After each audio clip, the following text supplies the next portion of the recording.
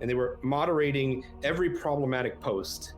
And then the moderation requests sat in a queue being processed on the moderation side and weren't happening for like 10 minutes, which is really bad for a thing where you want a message down in a couple of seconds. So what we discussed today was we're going to, up until we can figure out how we handle that moderation queue, we're going to limit the chat to stickers, and hopefully I can get the emojis in there too. But we weren't able to get that in for today. We should get that in for tomorrow. So like words that I put into the block, we're still going through, and words that we didn't put in the block list were not going through, which is very confusing. But when you start to use some of these AI filtering systems, you run into trouble. I think we've seen historically that those AI filtering systems don't always do well. So we're going to probably move a lot of that more toward a standard blacklist. The problem with the standard blacklist, and the reason that we went with the AI filtering system, was that you could write a bad word and then put a space between it or multiple spaces between it, and the point of the AI filter was supposed to prevent that from happening, and clearly didn't. So it's not an easy problem to solve. We are going to keep working at it, as I said, tonight off, but hopefully back from tomorrow. If anything, it being off tonight, I think changed people's experience, and they better understood why everything is much more fun with the chat and seeing that community experience. And that's exactly what I wanted from the original design, was making it feel like Twitch, making it feel like a lot of the Asian streaming platforms that I spent a lot of time watching. But moderation is hard. It's not easy. We're not going to get it right the first time. We're definitely not going to get it right the second time. But there's a reason that this experience is going to go on for like 8 months, which is it's going to give us the time that we need to tune and make things perfect and improve them. Yes. Thank you so much for addressing that. And one of the other big topics you wanted to address, and what we got a lot of feedback on, was monetization. So first of all, you saw yesterday, a lot of the team is ex-Telltale. Right, and so the team is very focused on storytelling and creating cinematics and animations. And you saw another about 10 minutes of cinematics tonight. We have that every night. We have that every night for the whole first part of the season, and then we're going to be doing our pseudo new game plus, the what if to unlock the other branches later, so you'll be able to see the rest of the content. But that's like 8 to 10 full Silent Hill movies worth of content. That's a lot of cinematics to do. So that's what we've been working on. That's multiple Telltale games worth of cinematics that we're going to be releasing. And the team that's working on that is doing God's work, right? So as a company, what our focus has been is create great cinematics and then make sure that that's as widely accessible as possible. So the app is free. The cinematics are not locked behind any paywalls, that as many people can access it as possible. And you saw a PlayStation blog today where they're going to be announcing a 24-hour exclusivity window on the full episodes that the community is designing. I can talk more about that in a moment, but we're going to be releasing it on PlayStation. We're about to release or announce another major streaming platforms that's going to be covering those episodes as well. And so the goal is to get tens of millions of people to be watching this content for free. We're going to be, letting people remix it and put it on TikTok, on YouTube, etc. You can't go and co-stream a Netflix series. They'll give you a takedown notice, right? They make their money off of those subscriptions. That's not what we're trying to do here. Again, the intent from everything was make the things that you can watch as free as possible. That's never been done in this industry. It's incredibly kind of generous and strange. What was the most innocuous, easy to do monetization scheme that wouldn't allow, or wouldn't prevent us from making the streams freely accessible, from making the decisions freely accessible? And the first thing that came to mind was cosmetics, right? The chat is fun. I think people missed that chat tonight. And so all of the stickers, we've created hundreds of stickers and emojis that are going to be unlocked. And the season pass has got like 50, but in the free rewards that you get just by generating points each day, there is way more emojis and stickers. People haven't seen this. They haven't unlocked it yet. There are a massive number of free rewards that you're going to get to make your chat personalized and make your avatar personalized and everything else. And again, your avatar is the way in which you represent yourself in the chat. So again, all of that is completely free. And the intent behind the point system was you're going to be able to generate a significant number of influence points each day. The problem that we're running into right now is the way in which you generate influence points is by watching video. And we're at 6 videos as of today. You've got the 3 from yesterday. You've got the 3 scenes from today. you're going to have tens of thousands into the hundreds of thousands of points that you're just getting free by clicking on a video. You can click out of it after 1 second, you'll still generate those points. And so the economy is scaled to massive free inflation. And you're not seeing that yet because we're in day one.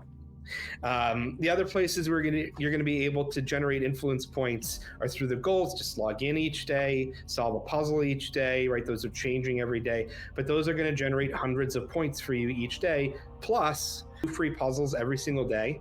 And one of the changes that we made today that's going to be reflected, again, based off of community feedback in the next couple of days, is the entire back catalog of the puzzles is going to be available. And they were meant to be a bonus for the season pass and something fun for the season pass, but we're going to make the back catalog available. So that means that when a puzzle is in a free rotation, you can do the entire back catalog. All right, there are 2 levels of puzzles. As of today, there'll be 3 levels of puzzles for the ones that are available as of tonight into tomorrow. And that stacks. So again, a couple of days from now, you're going to have between the puzzles that are available, tens of levels, all of which will earn you hundreds of points. And so again, like, our fear is very different, mostly because we understand how the roadmap is going, of like, we're going to have so many points available that it's going to lead to a very big economic inflation, and all of that free, all of those free influence points. But it's very starved in the first day or 2 because of the way in which the content unlocks. And so in a couple of weeks, when you've got thousands of points unlocking, you're going to be looking back at the days in which you were talking about the influence packs, which are really tiny things, and laughing. And that gets to the point about using those points to sway decisions. Like, well, if somebody buys millions of points and sways a decision, you can look at the leaderboards right now. You're going to see that the top, bids on most of these things are in the 6,000 to 7,000, 10,000 point range. Nobody's buying millions of points. That wasn't the intent behind the design. You can't even get to that easily. Like, you'd have to sit there and spam the purchase. The reason we put tiny packs is, like, if my goal was to make, people buy 1 million points, I would have had $1 million point pack and made it super easy for them to do that. That's not the way that it's designed whatsoever. It's designed to mostly be there if you were busy that week and you didn't have the time to log in, that you could quickly catch up. And it's an experiment, and we will adjust these numbers and we will change them. But I think it would be unfair to people to force them to go and spend tens of hours in a thing to have, the points they need. And so the audience who just want to be there for free can just be there for free. You're not going to be able to change an entire decision with 20,000 points when the decisions are like 37 million on one thing, rankings at 1 or 2 million points. Dollars to donuts, those people are cheaters, and we've got to figure out how they cheated in our system. They're not doing purchases. And if they do, we will rate limit them on the purchases. We're not going to permit it. That wasn't the goal of the product. Right? The goal of the product and goal of the monetization system was make things as freely accessible as possible for a massive show. Thank you very much for those explanations. And for sure, in Silent Hill Ascension, community is part of the product. And the references you mentioned right here, Jacob, a lot of those elements like Twitch and talking about the community affecting things, how it's not after very little, fundamentally not so much time has passed. So how do we actually look at that feedback, and how are we looking at the feedback, Jacob, in the sense of trying to shape the experience that the community out there, you, the audience at home, get to see? Yeah, we're taking it all in. As I said, we're making a change of puzzles today. We're making a change to chat today. We're going to continue to adjust and tweak all of the points that we're generating. So you'll start to generate more points for free through the login and the goals and the other systems. We have an entire plan and roadmap on how to do that. So we're taking it all in. My request back to the fan base is, we're taking your feedback. We will make those adjustments. Please don't assume like cynicism on our part. The people who have been working on this project, including you, Eduardo, have been working on this for years, right? It's a lot of ex-Telltale people. It's a lot of people who worked in animation and Pixar studios. These people have spent years of their life to create a television show that they're incredibly proud of. And again, if I wanted to just make money, I would have sold a $60 package disc or done $1 million IP pack. That's not the goal. The goal was to do as much as free as possible and learn from it. Company. We are still learning. Most of the people who worked on this project were only doing DLC projects before, like fixed price package. We don't have deep experience in monetization. We are not great at it yet. We admit this. We will improve and fix it.